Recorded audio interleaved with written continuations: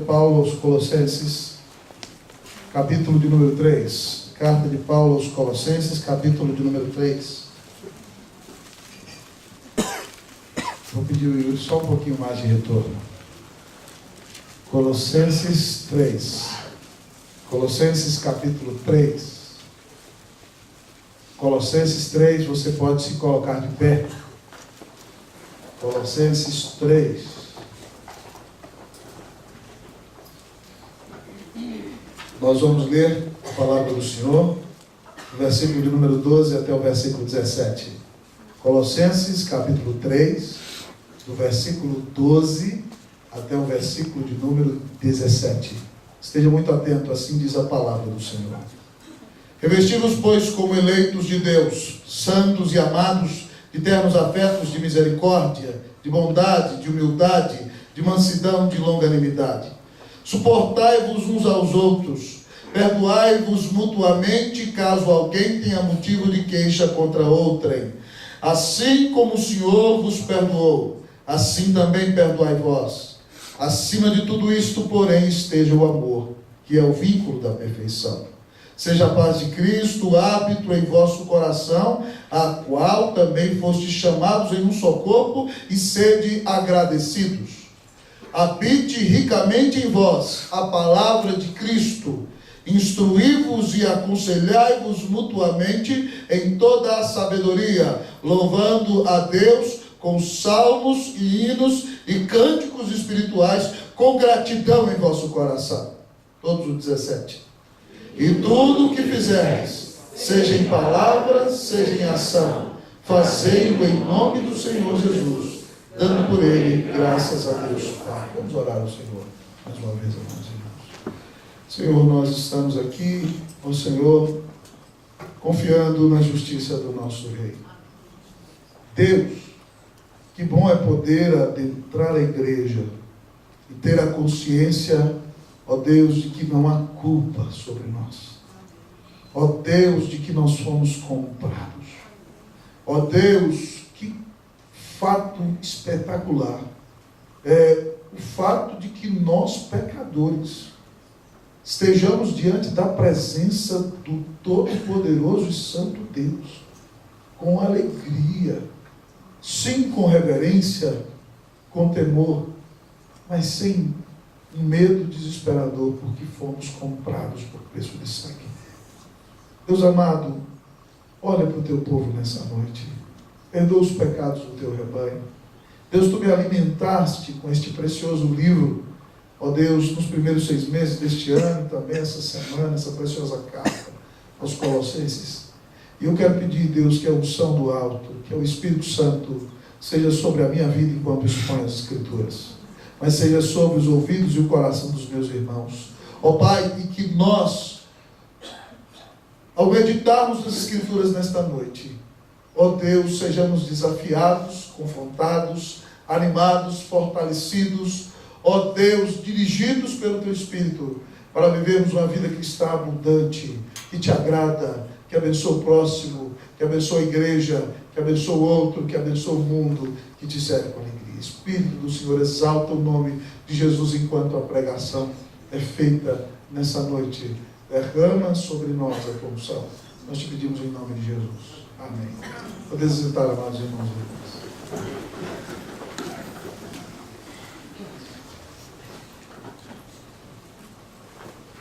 Queridos irmãos e irmãs, nossa igreja é uma igreja que se veste bem?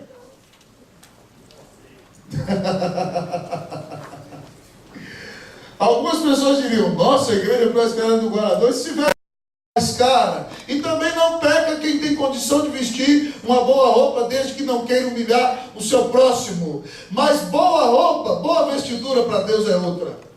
Boa veste para Deus, boa roupa, boa indumentária é a sua vida cristã.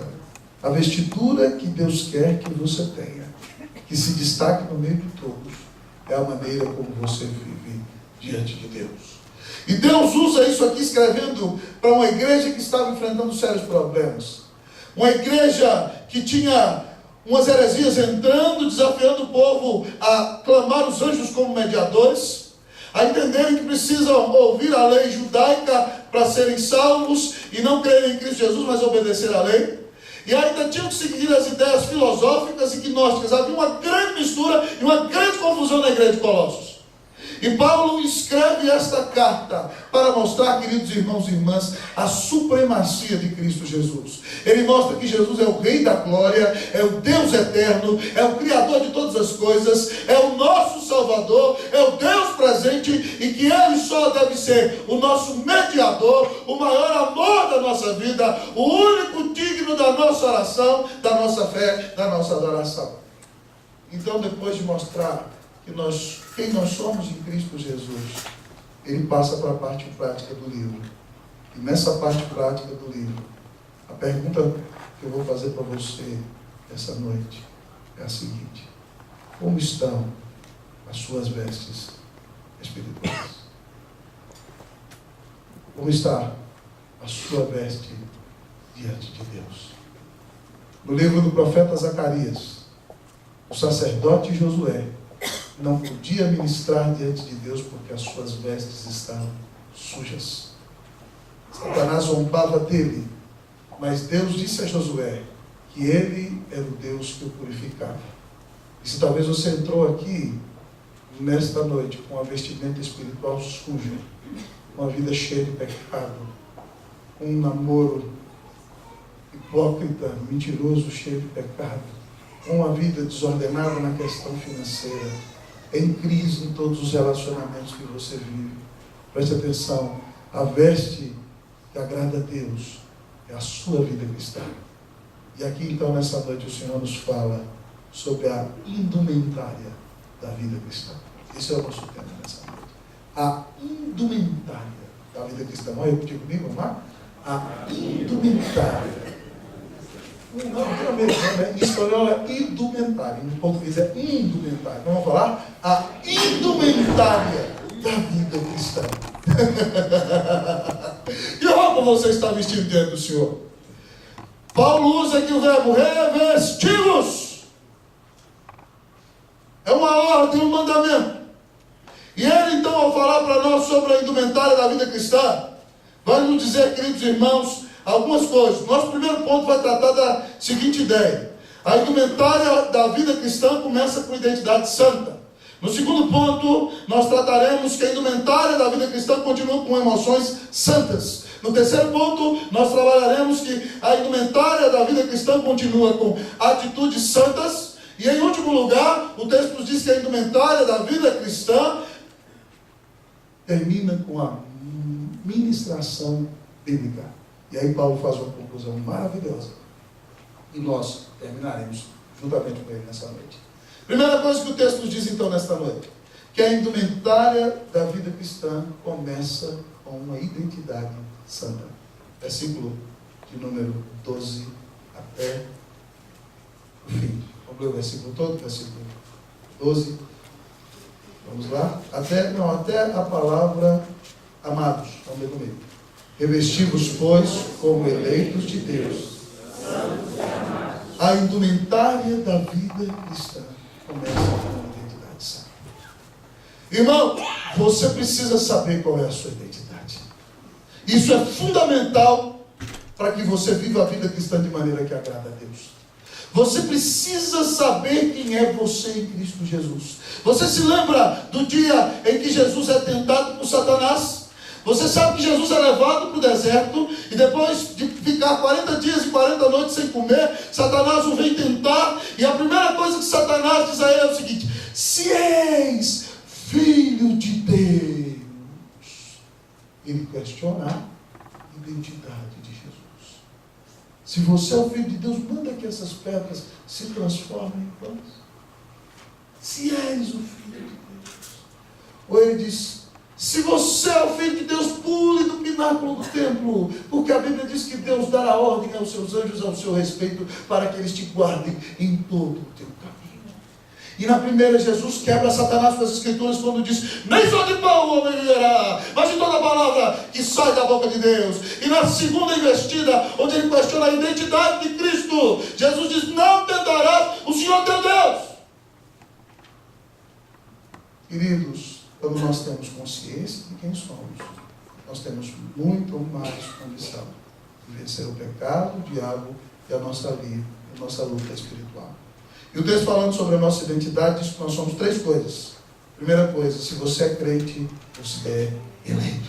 Olha o que diz o texto: revestimos, pois, como eleitos de Deus.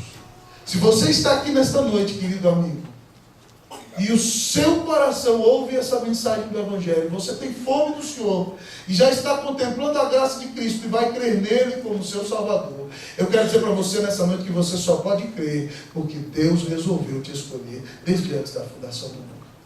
A Bíblia diz isso, e o texto está dizendo, você é eleito de Deus. Sabe por quê, querido? Nenhum homem tem a capacidade de salvar-se a si mesmo. A Bíblia diz que sem Cristo nós estamos mortos nos nossos delitos e pecados. O homem natural é morto espiritualmente falando. E morto, meu querido, não faz nada.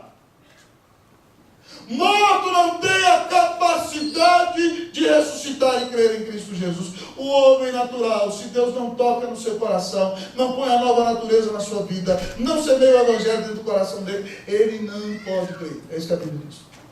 Só pode crer aquele que Deus escolheu. Esse diz: queridão, se você está aqui em Cristo Jesus, não se preocupe, você é escolhido.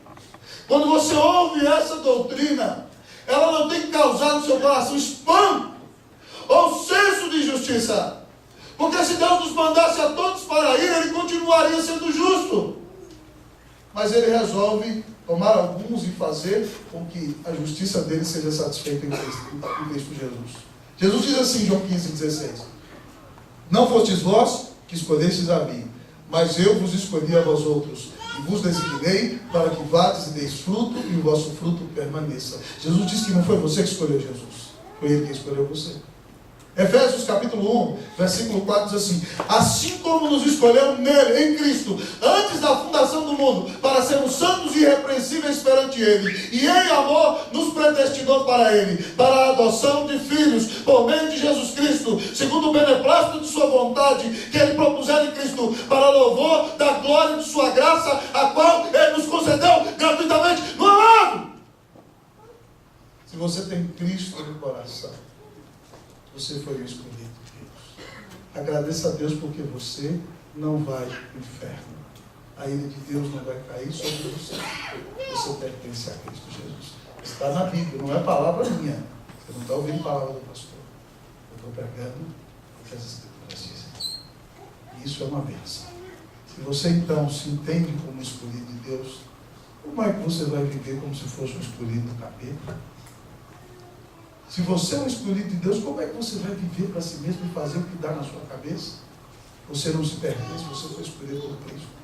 Mas o texto, queridos irmãos e irmãs, falando sobre a nossa identidade, que ela é santa, diz que além de eleitos, nós somos o quê? O que diz o texto? Santos! Não faça como aquele herege lá do meu seminário, que diz que se você for crente, você tem que torcer para o santo, porque a Bíblia diz, sede santos como eu sou santo, né? O texto não diz isso, né? O texto diz, sede santo como eu sou santo. Sede santos como eu sou santo. Não tem nada disso, isso é heresia, fumata. Tá? Por mais que você seja santista, não queira usar a Bíblia para justificar. O que significa santo? Santo significa separado, apartado. Não significa que você é perfeito, não. A santidade de Deus significa que ele é totalmente diferente de tudo que existe e também que ele é um Espírito puríssimo em essência. E o fato de você ser santo significa que você foi separado por Cristo Jesus e para Cristo Jesus. E significa então que Deus agora está te santificando. A conversão é o seguinte, queridão: você estava lá como um porco afundado na lama. Então Deus vai, te ressuscita e tira você da lama. Isso é a conversão. E agora Deus está santificando você. Ele está tirando a lama de você, tá? É isso que você está vivendo. Isso é santificação. Mas a Bíblia já te chama de santo, porque você foi separado para Cristo Jesus. Significa então que você já não tem que viver mais do jeito que o mundão quer. Significa que você não vai dizer, mas agora eu vou cair na gandaia. Não, já era, acabou. Você foi separado, você foi tirado do uso comum para servir a Deus. Você é santo. E aí Paulo diz, né, como é que eu vou tomar o templo do Espírito Santo, que é meu corpo, e eu vou fazer dele mesmo de prostituta? Eu brinco com o Jefferson, eu falo todo dia com ele, como é que vai? São Jefferson. São Luciano aqui, ó. Os nossos santos não são imaginando, irmão. Santo é essa pessoa que está do seu lado. Fala para ele, boa noite, santo. Pega na mão dele. Boa noite, santo. Boa noite, santa. Você é santo, Você foi separado. São João Paulo ali, olha que bênção, que maravilha. Louvado seja Deus. Então, meu irmão, se você é santo, é separado para Deus, como é que você vai viver uma vida misturada com o pecado? Não tem condição, não é verdade? Então você tem que ter uma identidade, só você tem que saber quem você é. Mas em terceiro lugar, o texto diz para nós, acerca da nossa identidade, é que além de ser escolhido desde antes da fundação do mundo, e além de ser separado para Deus, o texto diz que eu sou amado. Você é amado. Você é amada. O texto diz, revesti-vos, pois, como eleitos de Deus santos e... Deus ama você, querido. Você não pode esquecer disso. Lembra lá de Eva? Está lá Eva no jardim. E aí chega Satanás na serpente, naquela conversa serpenteadora, dizendo para ela, é verdade que você não pode comer de nenhuma fruta do jardim. Olha como Satanás é tergiversador. Deus falou que não pode comer de uma só. O miserável fala que Deus é mau e disse que não pode comer de uma. Você não pode comer, é verdade, você não pode comer de nada, Deus vai matar você de fome. E ela, não, o que é isso? Nós só não podemos comer da árvore no meio do jardim. Porque no dia que nós comemos dela, nós vamos ser conhecedores do bem e do mal, né? E vamos ser como Deus. Satanás, porque Deus não quer que você seja igual a Ele. No dia que você comer, você vai ser igual a Ele. Ele vai perder o controle, não vai ter novidade. E, irmão, aquela mulher ouve aquela conversa maldita, olha para aquela fruta, acha bonito e come. Sabe por quê? Porque ela quis ser como Deus. Satanás diz, Deus não te ama. Deus não quer dar grandes bênçãos para você, por isso ele diz para você não fazer isso. E aí, irmão, Eva vai e cai no conto, cai na conversa. E até hoje você tem problema por causa disso. E todo mundo que passou na história da humanidade.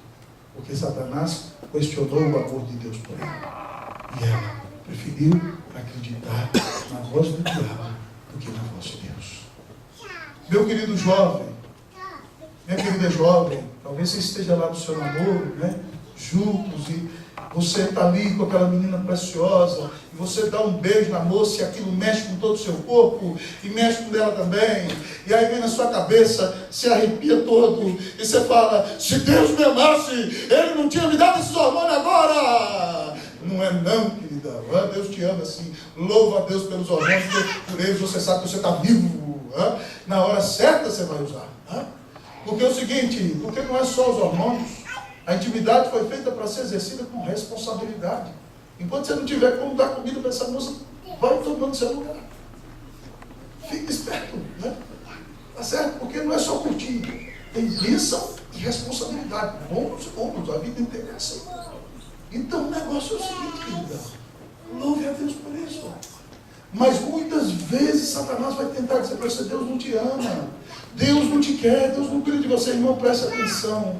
Eu contei para vocês aqui há 2 semanas atrás a história de uma moça que eu conheci, que ficou até 35 anos esperando um rapaz na igreja, e como o rapaz não chegou, ela apelou e disse, se Deus não cuidou de mim, agora eu vou fazer o meu jeito. E ela largou tudo, foi para a gandaia, caiu no mundão, ficou com milhares de caras, engravidou de um, que ficou uma vez só, pegou AIDS. Certo? Teve um bebê e viveu uma vida de muito sofrimento. Sabe por quê? Porque ela disse, se Deus não cuida de mim, então eu me viro. Irmão, isso é um grande desafio. Eu já vi pessoas mais velhas, às vezes, que tiveram a decepção de uma separação, ou até uma viuvez, e de repente não são tão velhas, 30 e poucos anos, 40 anos, de repente perde o amor da sua vida. E no lugar de esperar no Senhor e orar para fazer do jeito que agrada a Deus, a pessoa não crê na bondade de Deus, e parte com um dom, cai no pecado, e acaba com a sua vida. Acaba com a comunhão com Deus. Acaba com tudo. Sabe por quê? Porque não confia que Deus é bom. E é capaz de satisfazer todas as suas necessidades. Meu querido irmão, minha querida irmã, Deus te ama. E o que você mais precisa para viver é do amor de Deus.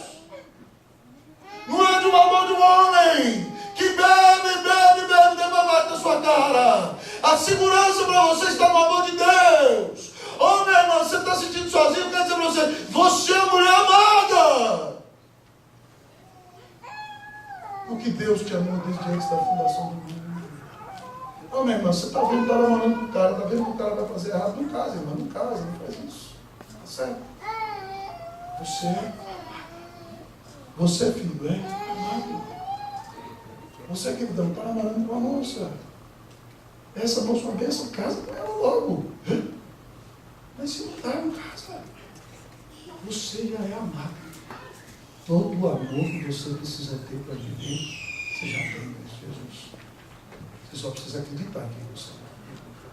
Se você souber a sua identidade, queridão, você vai viver muito mais feliz.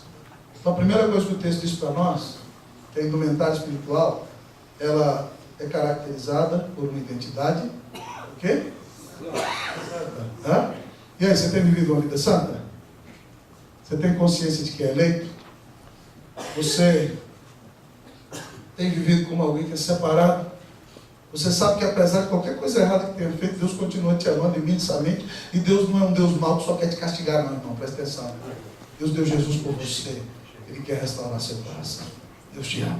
Mas segundo lugar, eu empolguei no primeiro ponto, o segundo vai ser mais rápido. Vamos lá. Meu querido, minha querida, o texto diz para nós que a indumentária espiritual, além de ser caracterizada por uma identidade santa, a indumentária espiritual é caracterizada por emoções santas. Vamos ler o versículo todo agora comigo? Vamos lá? Vocês podem ler? 1, 2, 3, lê. Revestivos, pois, como eleitos de Deus, santos e amados, de ternos afetos, de misericórdia, de bondade, de humildade, de mansidão, de longanimidade. Esse negócio da roupa espiritual tem algo a ver com os seus sentimentos. Ele falou assim, ó, já que você sabe agora a sua identidade, sabe do que você tem que se vestir? Ele fala aí, vai falar do sentimento, das emoções santas, de ternos afetos de misericórdia. A ideia de afeto aqui, querido, é um negócio entranhável, algo que está lá no seu estômago, dando uma reviravolta assim, tá certo? E você tem que ter uma compaixão que chega a mover o seu estômago, tá? Que você chega a ter, quando a barriga aperta assim, quando você vê alguém sofrendo.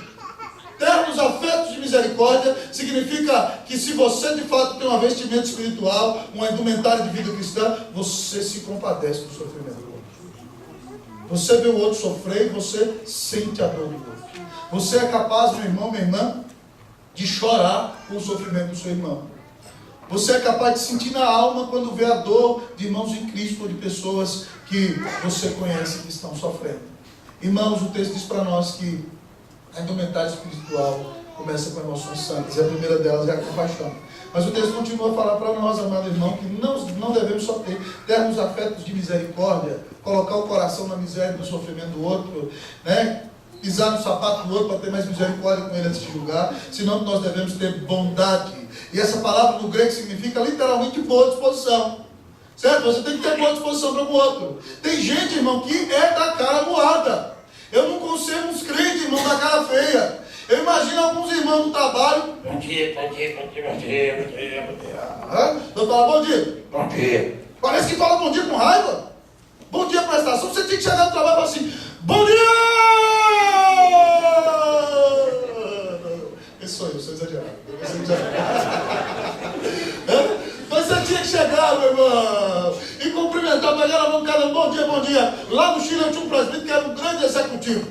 E a gente conversava muito sobre administração, sobre muitas coisas. E um dia ele me convidou para ir no escritório dele. Mandou um motorista me buscar na igreja, negócio assim. E aí eu cheguei lá, ele foi lá no primeiro andar do prédio, o escritório dele era no último andar. E eu falei assim, deixa eu olhar para esse irmão aqui, ver como é que é ele dentro dessa empresa. Quando ele entrou na empresa, ele chegou, pegou na mão do porteiro, bom dia, seu fulano de tal. Bom dia, seu fulano de tal. Bom dia, seu fulano de tal. Bom dia, seu fulano de tal. Bom dia. Quando chegou lá em cima, ele tinha cumprimentado todo mundo que tinha passado na frente. Irmão, nós que somos crentes temos que ter uma boa disposição das pessoas. Agora você parece, às vezes, uma pessoa que... Para com isso. Para com isso. Dá um bom dia. Se Não deu boa noite para o seu irmão do seu lado, fala, desculpa a falta de educação, diga boa noite. Boa noite, fala, boa noite, irmão, Deus te abençoe. Mas vamos embora, dava para mais, mas vamos embora. O texto fala, irmão, de outra emoção, que é a humildade. Aqui, olha, de termos afetos de misericórdia, de bondade e humildade. O que é humildade, amado irmão? A Bíblia diz, Filipenses capítulo 2, diz que nós devemos considerar uns aos outros como superiores a nós mesmos. Humildade é literalmente colocar-se em segundo plano. Humildade para com Deus é colocar Deus em primeiro lugar. Mas humildade para com o próximo é reconhecer que essa pessoa que está diante de você é preciosa, porque ela foi comprada por Cristo Jesus, porque ela também é uma bênção. E você tem que ter a capacidade de se humilhar diante do outro.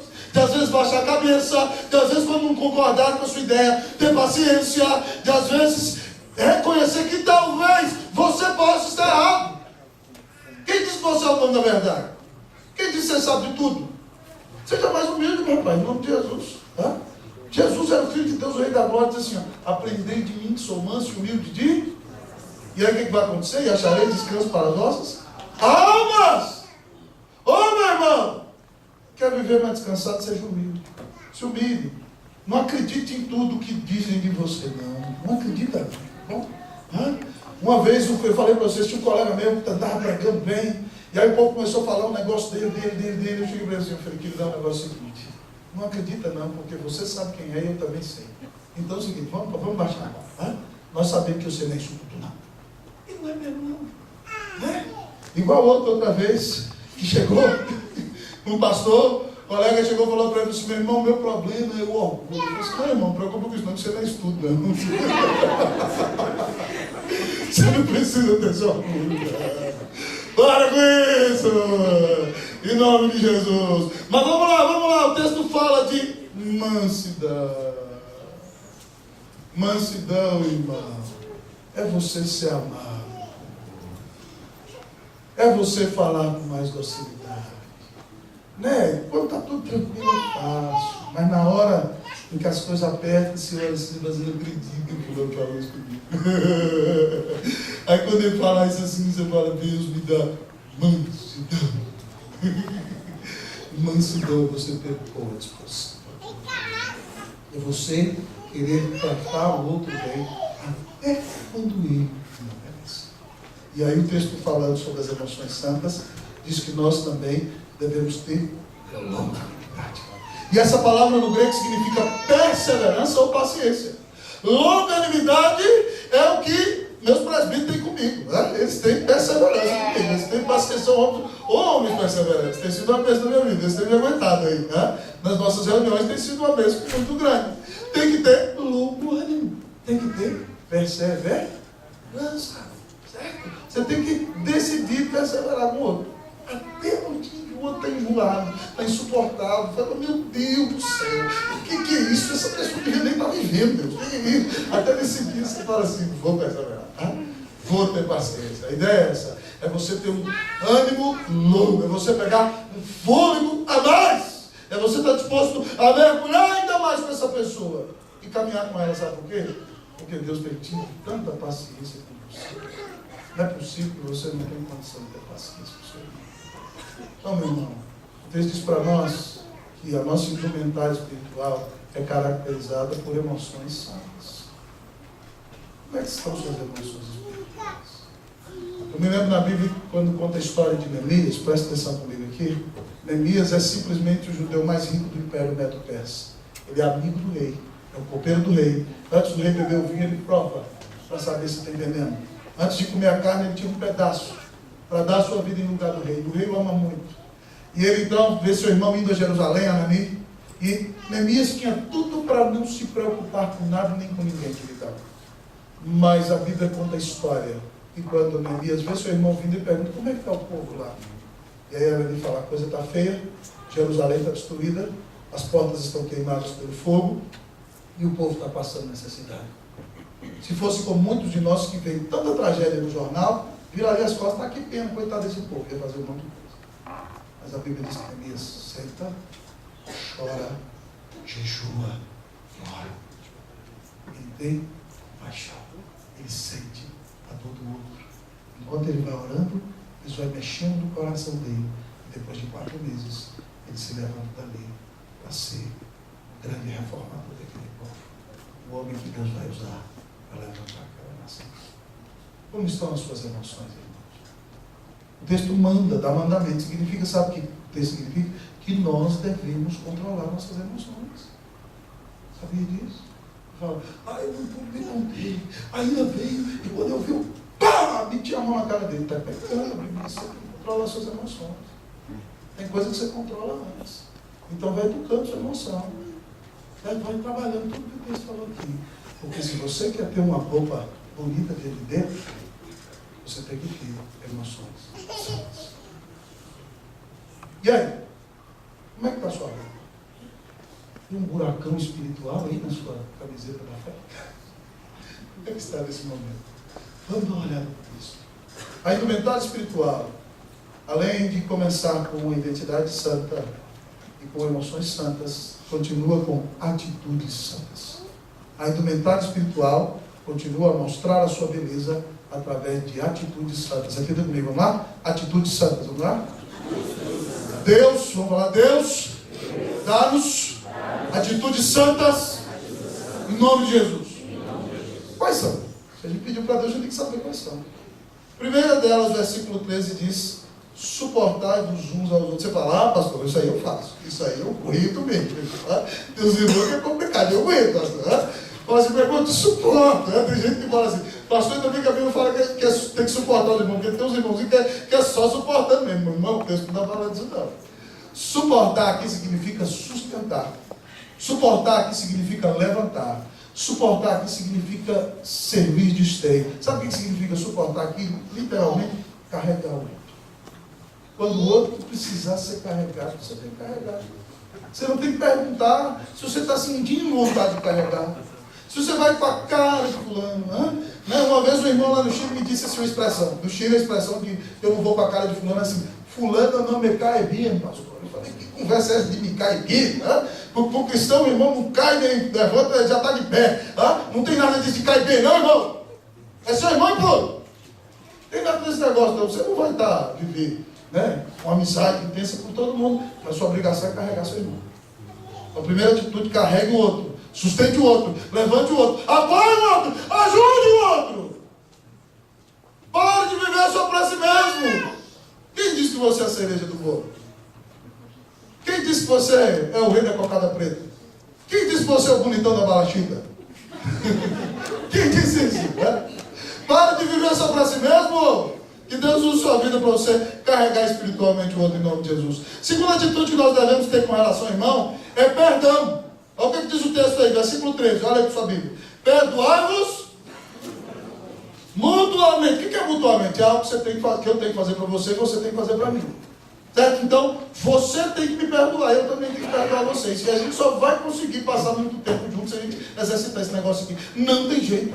Irmãos, uma palavra-chave em casamentos em que homens e mulheres são bem-sucedidos no relacionamento se chama perdão. Sem perdão, nenhum relacionamento avança. Oh, minha querida, você começa a conversar com seu marido, ele diz algo para você, aí você fala, há 15 anos lá atrás, quando a gente casou, eu botei um vestido e você falou para mim que eu estava velho. Perdoa, dona! Perdoa esse rapaz, ele vai ficar carregando essa cruz até quando? Tá? Perdoa. Da mesma forma, você estava lá namorando a moça, ela chegou e falou assim, rapaz, você está barrigudo, você tem que emagrecer. E você vai virar para ela, você me chamou de gordo, barrigudo. Gordo, feio e careca. Né? É isso que a gente fica depois, não tem? Mas, irmã, perdoa a moça, ela não é perfeita, não.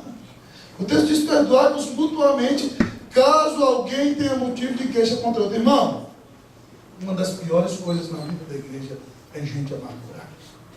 Gente amargurada joga sujo. Sabia disso?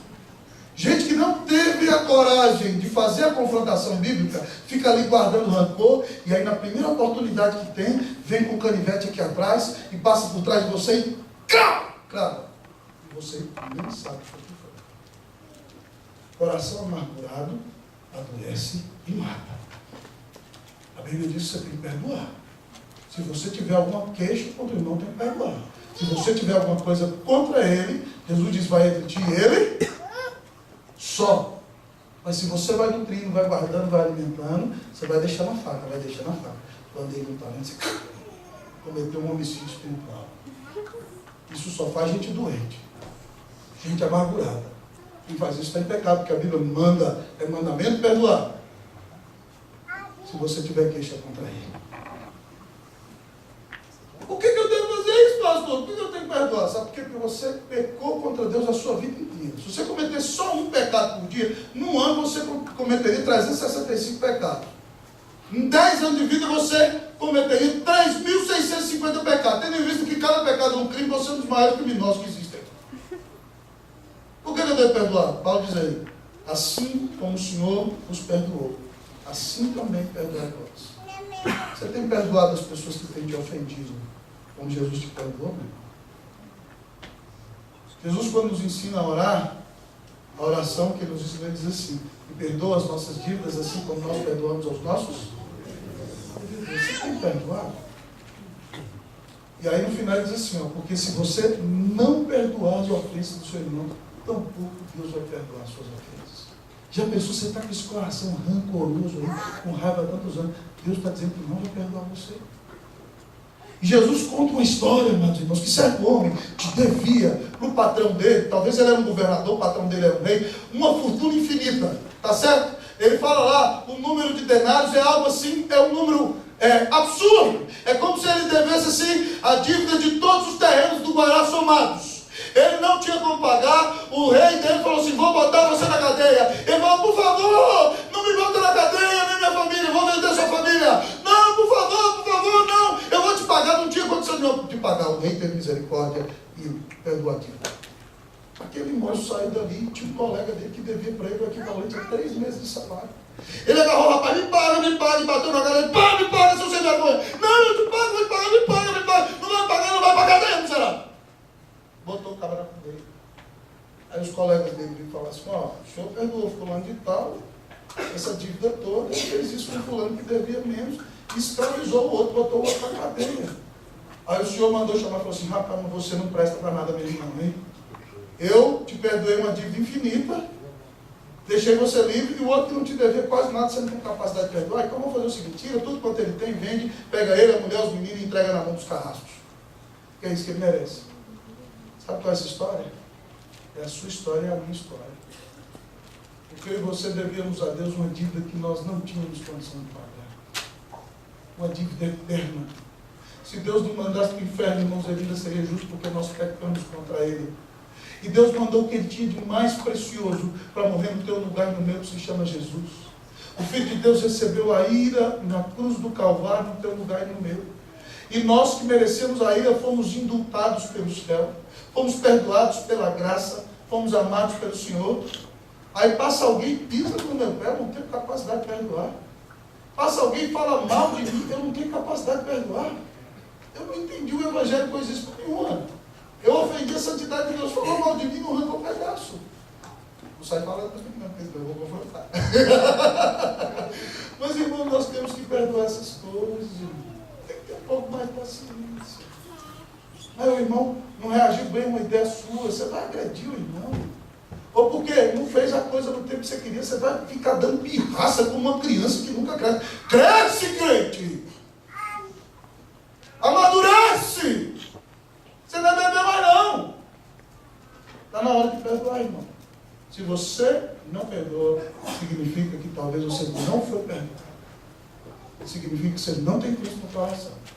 E aí nada do que foi dito aqui foi a seu respeito. Você precisa se converter, se arrepender do seu pecado e entregar sua vida a Jesus.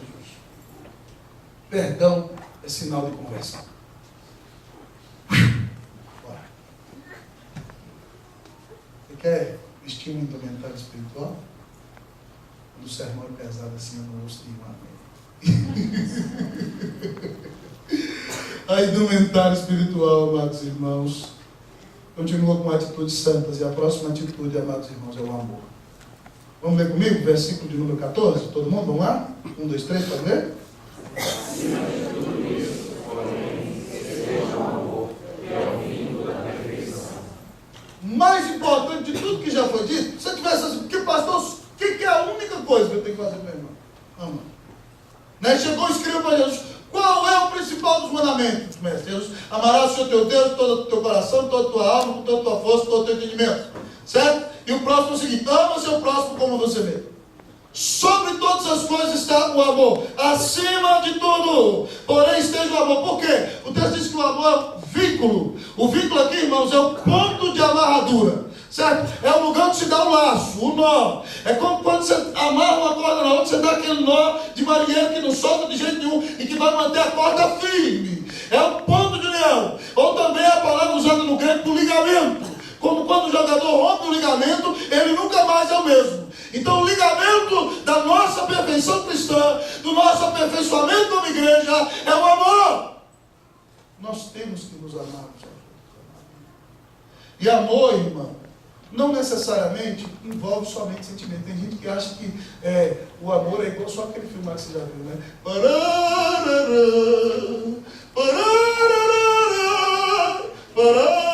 Acha que é morrer de paixão, mas o vento, meu irmão, né?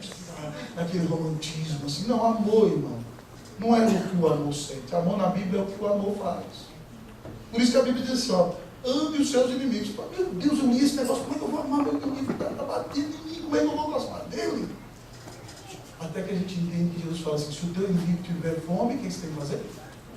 Dá de comer. Amor é o que o amor faz. Se o teu inimigo tiver sede, o que você faz? Dá de beber.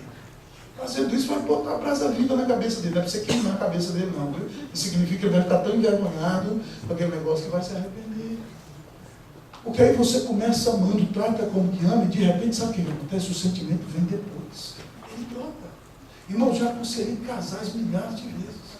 Tem vezes que casal chega quebrando o pau, não aguento ver a cara desse miserável. Não sei como é que eu casei com o homem desse. Não sei como é que eu casei com essa mulher que não presta pra nada. E aí chega ali quebrando o pau.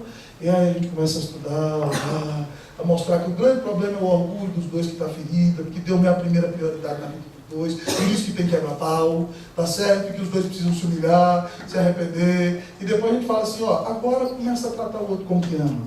Várias vezes eu fiz isso: bota aí no papelzinho as virtudes do outro. Bota as virtudes dela. Uma semana você só vai orar sobre as virtudes. Depois na outra semana você começa a elogiar. Começa a falar bem pro outro. Olha, eu agradeço a Deus pela sua vida, porque você é uma pessoa muito legal. Você me faz dar risada. Olha, eu agradeço a Deus pela sua vida, porque depois de 20 anos de casada, você é a mulher mais linda do mundo. Louvado seja Deus. Eu falo isso para minha querida até hoje. Glória a Deus. Né?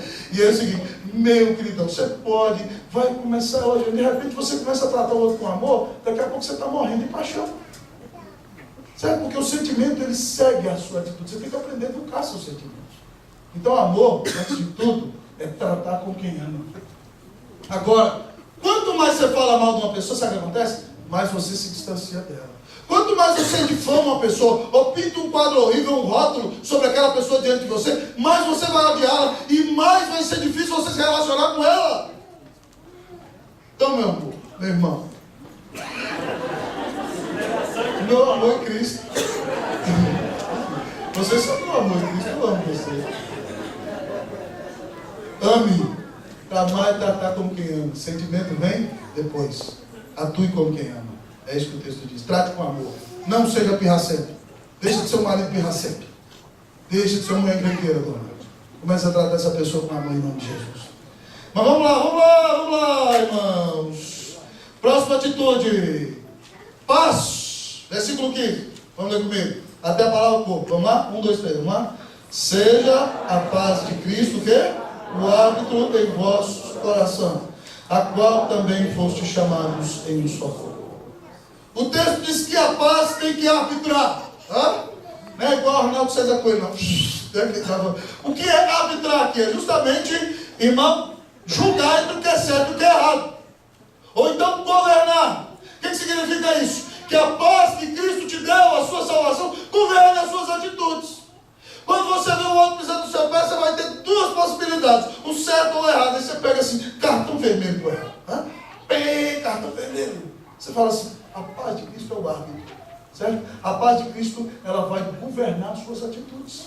É isso que significa. A paz que você recebeu de Jesus vai governar seu coração. Então, na hora que você tiver vontade de fazer algo tremendamente errado, você vai: não, que me governe a paz de Jesus. Isso é fruto do exercício espiritual. E aí sabe o que acontece? Você vai ser treinado individualmente nessa paz. Aí ele vai dizer assim, a qual também fosse chamado em um só corpo. Irmão, esse chamado não é só para você viver individualmente, mas todos nós como igreja, nós o corpo de Cristo, fomos chamados para viver em paz. Então quando você vê seu irmão pecando e falando mal do outro irmão, fala assim, não fala não. Você está prejudicando o corpo de Cristo. Nós não fomos chamados para isso. Vamos parar essa conversa aqui. Vamos nos arrepender, vamos conversar com ele. Nós somos chamados para viver em paz. Se você vê alguém difamando, fala assim, não, ó, em nome de Jesus, não é seu chamado, não. Nós somos chamados para viver em um só corpo, para viver em paz. Esse é o nosso chamado. E aí o texto diz para nós que mais uma atitude, a última que nós devemos ter, sede agradecida. Oi, irmãos, uma das piores coisas é gratidão. Imagina, né? Que lá em casa, vamos lá em casa como exemplo. Cleusa faz uma tremenda lasanha muito gostosa. Né? Ou ela faz lá um arroz misturado com camarão, um negócio gostoso. E aí a Isabel, que é de elogios o tempo todo, né? E diz, mamãe, que camarão maravilhoso. Que bom que a senhora fez esse camarão para nós. Aí o Davi vira e fala assim, para de elogiar, senão ela vai se orgulhar. Para de elogiar, senão ela vai se orgulhar. Ela não fez mais do que a obrigação dela. Ela é mãe, ela tinha que preparar comida para nós e tinha que fazer o melhor. Então para de elogiar, que ela vai se orgulhar. Dá sua glória a Deus. O que você acha que se eu visse o Davi fazendo isso, o que eu ia fazer? Eu não sei se ele levantava da mesa. Não sei se ele levantava da mesa. Seja agradecido. Mas é isso que a gente faz, irmão. A pessoa abençoa a gente, ama a gente, cuida da gente. E a gente fala, não agradece não, senão vai se orgulhar. Miserável, não agradece não. Isso chama falta de educação. Nós temos que dar glória a Deus. Toda glória é dada a Deus. Pode chegar lá e falar, obrigado, você foi uma bênção para a minha vida, para a glória de Deus, pode fazer isso. Mas você falou, obrigado é bíblico. Às vezes os ímpios atuam melhor que nós, irmão. Sabem agradecer melhor que os crentes. Porque nós nos criamos como a polícia espiritual. O vigia do orgulho do outro, eu nunca vi isso na Bíblia. O negócio daí não está na escritura. Não, o outro faz se orgulhar. A Bíblia manda você vigiar seu orgulho, rapaz. Vigia o seu. Você não vigia não, né? Mas o outro não, se orgulhar. Quem é você para ser o vigia do orgulho do outro? Quem te constituiu? Para com isso, velho. Nós estamos precisando ser mais agradecidos. Irmão ligou para você, deu um telefonema, orou por você num momento difícil. Fala, irmão, obrigado, você foi uma bênção na minha vida. Deus tem usado você para ser estímulo no meu coração. Irmão, falta de gratidão é pecado. E a Bíblia nos manda ser agradecidos. Que Deus faça de nós uma igreja agradecida, em nome de Jesus. Mas o texto continua a dizer, e aí eu vou entrar no último ponto. Mas você está sendo alimentado, estou vendo que você está ligado, está aguentando ouvir, então eu estou indo. Né? É alimento para nós, pregações positivas, glória a Deus. O texto diz aqui, amada irmã, querida irmã, que a indumentária da vida cristã, você já deve estar se olhando no espelho assim, né, irmã? Você já está quase pronta. É espetacular, está uma belezura. Né? Agora seu marido vai falar, você é linda espiritualmente, minha querida. Né? Glória a Deus. Porque você já percebeu que tem uma identidade santa, que as emoções têm que ser santas, suas atitudes vão ser santas, e agora você vai entender que você vai ter uma ministração santa, uma ministração bíblica. E como é que é isso? Versículo 16. Habite ricamente em vós a palavra de Cristo. Sabe o que significa isso? A palavra de Deus, quando você se converte, ela mora no seu coração. E aí você vai se alimentando dela, e aí ela vai habitar ricamente e abundantemente. Você vai sendo cheio de Bíblia. Você vai ficando como Spurgeon falou de Banner, que se você corta a veia dele, não sai sangue, sai Bíblia. Você vai sendo dominado. Seus pensamentos, suas atitudes, seu olhar, sua palavra. Você é cheio de Bíblia. Você é uma Bíblia ambulante. Ei, Bíblia, tudo bem? Né? Você é a Bíblia. Aí você se tornou a Bíblia. E aí habite em vós ricamente a palavra de Deus. Você é cheio da palavra de Deus. Aí sabe o que vai acontecer? Vai acontecer uma ministração santa. Quando nós somos cheios da palavra de Deus, ele diz aqui, instruídos. O que você acha que eu estou pregando para você hoje? É pregação, confrontando, brincando com você, mas é ensino. Para você ser ensinado na palavra de Deus. A missão, em primeiro lugar, do ensino na igreja pertence aos presbíteros docentes. Depois desses, aos regentes, depois aos professores e pessoas que exercem o dom. Mas todo mundo na igreja tem a missão de ensinar. E ele diz aí, instruí-vos mutuamente. Significa que você também tem que ter disposição para aprender. Tem gente na igreja que acha que não pode escutar, que só ele tem que falar. E aí não é assim, querido. A Bíblia diz que você tem que instruir mutuamente. Você instrui e aprende. E tem uma lei de ensino muito legal que é a seguinte: aquele que para de aprender, para de ensinar. Então, meu irmão, se você quer ser um bom mestre, aprenda. Aprenda o máximo que você puder. Instruí-vos. Certo? Mas aqui o texto diz instruí-vos e... O que mais que diz? Fala mais alto, que eu não estou escutando. Não, faz bem. Aconselhados como? Mutuamente. Em toda a sabedoria.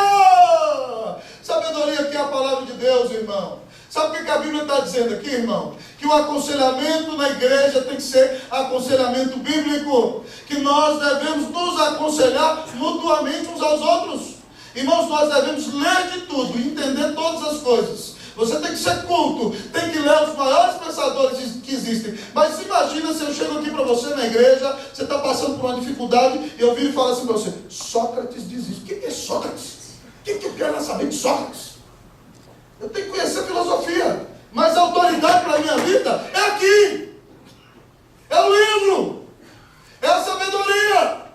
Então, irmãos, eu acho que nós temos que aprender de tudo, ser pessoas cultas, inteligentes, saber conversar de tudo, usar de todos os meios, certo? Aprender em todos os lugares. Mas conselho na igreja, a Bíblia diz que tem que ser na sabedoria da palavra de Deus. O conselho que a gente dá nessa igreja tem que ser conselho bíblico. Não vale. Vai dizer: pastor, o senhor é contra psicólogo? Não, irmão, não sou contra, não. Mas, sinceramente, se eu fosse você, se eu for crente, vai no psicólogo crente. Porque uma pessoa que não tem Cristo Jesus no seu coração, o que ela vai falar para mim? É muito complicado esse negócio. Certa vez, aconselhando em Santiago do Chile, menina chega para mim: pastor, muito tímida, por isso que eu digo, procura um conselheiro cristão, porque ele tem os mesmos valores que você. Ou se não, vem aqui no gabinete, ele está aqui para isso. Vai ter que esperar um tempo? Vai. Mas é assim mesmo. Tem presbítero, tem pastor, e tem irmãos psicólogos cristãos que são bênçãos. Mas o negócio é o seguinte: chega a menina: eu sou muito tímida e tal, não sei o quê. Aí o cara falou assim: menina, você já teve relacionamento sexual com quantas pessoas? Ela falou: não, então a minha receita para você é que você precisa se liberar. Você precisa ter vários relacionamentos sexuais. Aí você vai deixar de ser tímida. Aí a menina chega desesperada no meu gabinete. Conselho não crente. O que eu quero? Um conselho contra a Bíblia. Outra vez aconselhando uma pessoa que caiu em adultério, lá no Chile. Um rapaz, certo? Você não vai saber quem é. E aí, fui procurar um conselheiro. Virou para mim: não, sua mulher não estava dando para você o que você precisava dentro de casa, você tinha que fazer, você não se penaliza por causa disso, não. E a consciência do rapaz perturbada, porque ele tinha pecado. Não está errado. Sua mulher não te deu o que você precisava dentro de casa, então você tinha que se satisfazer. Isso é conselho bíblico. Que miséria é essa? Então, meus irmãos, nós temos que buscar aconselharmos com pessoas que têm a mesma fé que a nossa. Porque senão você pode ser induzido a pecar, fragilizado, ouvindo um conselho que te afasta de Deus. Isso não é obscurantismo, anti-intelectualismo, nem ser contra nada, nem ser contra ninguém. Se você tem, meu irmão, imagina aqui, você tem, presta atenção comigo, você tem uma piscina límpida para tomar banho, e você tem um poço de lama. Se você escolhe o poço de lama, o que você é? Então, pode ser aconselhado com um conselheiro? Pode. Procura um conselheiro cristão, crente. E de preferência, procura pessoas comprometidas com a palavra de Deus. Tá certo? Porque você tem que ouvir o conselho da sabedoria de Deus, não o conselho que te afasta de Deus. E é por isso que o mandamento é que a igreja capacite conselheiros. Nós temos que nós mesmos ser instrumento de conselho para Deus. Pregações positivas é dura, irmão, porque ela leva a gente a falar de até daquilo que você não gostaria de falar. Você é obrigado a ter falado isso. Então, meu irmão, que nós procuremos conselho em toda sabedoria. Nós temos, irmãos, rios de água viva. Deus virou para o povo de Israel e falou assim: ó, esse povo está perecendo porque eles me deixaram a mim o manancial de águas vivas e cavaram para si cisternas rotas que não retêm as águas. Conselho para a minha vida: dá quem tem Jesus no coração e quem conhece as Sagradas Escrituras. Pode usar a sabedoria que veio em todo lugar? Pode. Não é errado ler, tem que ler mesmo. Mas conselho para a minha vida é conselho de acordo com a palavra de Deus. Nenhum outro serve. Eu queria desafiar você a pensar nisso. É algo a você pensar. Mas o texto falando dessa ministração santa diz que nós devemos ensinar e aprender, aconselhar e ser aconselhado, de acordo com o ensino da palavra, certo? E também adorar, louvar a Deus. Versículo diz aí: louvando a Deus com salmos e hinos e cânticos espirituais. Eu estou pregando bastante tempo, porque eu vou ficar 3 semanas sem pregar para você. Então, quando eu sentir saudade, tá? Fica tranquilo, aí nós vamos chegar no final. Louvando a Deus com salmos e hinos e cânticos espirituais, com gratidão em vosso coração. Irmão, a igreja existe para ter administração santa. Nós temos que louvar a Deus. Diz o texto aqui, algo contínuo. Como? Com salmos. Ou seja, com salmos que estão na Bíblia. Pode cantar salmo? Pode. Mas não é só os salmos, não, irmão. Tem gente na igreja presbiteriana do Brasil hoje dizendo que se você não canta o salmo, você está em pecado. Isso é outro absurdo. Você pode cantar os salmos, sim. Mas desde que você pode cantar salmos e hinos que estão de acordo com a teologia das Escrituras, né? Eu não vou chegar aqui no culto, se já pensou, você vê os meninos tocando de jabu aqui no culto, o negócio vai pegar. É complicado, não tem nada a ver. Então eu tenho que cantar hinos espirituais, mas também os hinos são muito bonitos, nossos hinos da fé. Hino aqui, a palavra no grego significa que é uma ode. Eram os hinos que eram cantados, por exemplo, aos grandes imperadores romanos, quando eles venciam uma batalha e entravam então com todo o exército conquistado, e o povo cantava hinos ao seu imperador. Hinos de vitória. Nós cantamos hinos ao nosso imperador, que é Jesus Cristo. E cânticos. Cânticos também são fruto da verdade de Deus na nossa vida. Poesia que brota da nossa alma, que nos leva a adorar o Senhor. Nós podemos cantar na igreja salmos, hinos e cânticos espirituais. Nós não somos legalistas, não. Nós fazemos o que a Bíblia diz.